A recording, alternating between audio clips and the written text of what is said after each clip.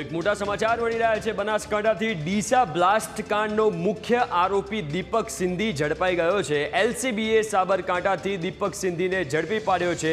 આ એક્સક્લુઝિવ તસવીર તમે જોઈ શકો છો। હિંમતનગરમાં પણ દીપક સિંધીની ફટાકડાની ફેક્ટરી હતી। પોલીસે લોકેશન અને પરિવારના 2 સભ્યોને સાથે રાખ્યા હતા। ત્યારબાદ બાતમી મળી હતી।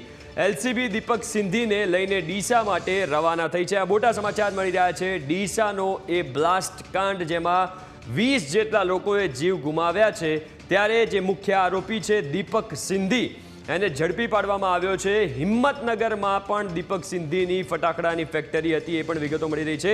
સાબરકાંઠાથી જે દીપક સિંધી છે એ ઝડપાઈ ગયો છે। આ એક્સક્લુઝિવ તસવીર એ આરોપીની જોઈ શકો છો, જે ગેરકાયદે પરમિશન વગર ફટાકડાની ફેક્ટરી ચલાવતો હતો। પોલીસે લોકેશન અને 2 એના પરિવારના સભ્યોને સાથે રાખ્યા હતા।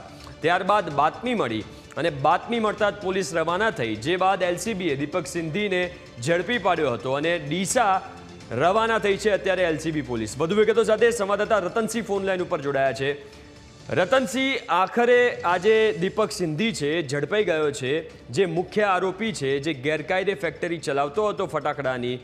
લેટેસ્ટ અપડેટ શું પ્રાપ્ત થઈ રહ્યા છે ઘટનાને લઈને અને જે આરોપી પકડાયો છે એને લઈને?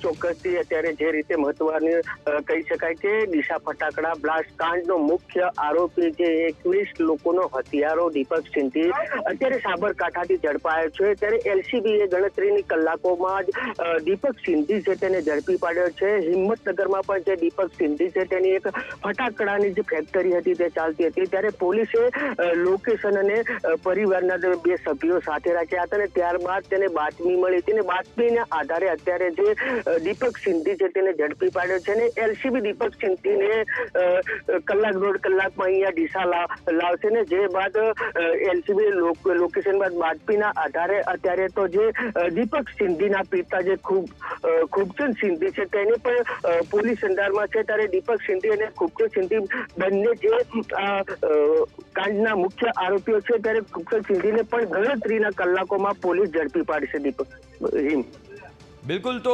રતનસિંહ, આ જે દીપક સિંધી છે એ આ ઘટના બાદથી ભાગતો ફરતો હતો સવારથી, કે પછી ક્યાંક એક જગ્યાએ જઈને છુપાઈ ગયો હતો અને એના ફોન બધું સ્વિચ ઓફ કરી નાખ્યું હતું, એવી કોઈ વિગતો મળી રહી છે?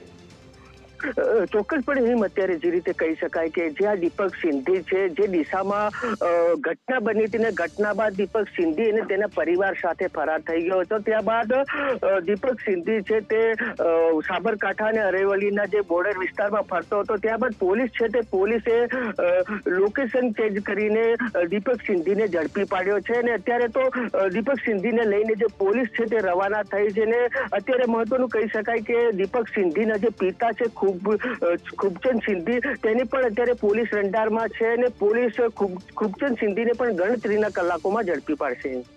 બિલકુલ, આભાર રતનસિંહ વિગતો આપવા માટે।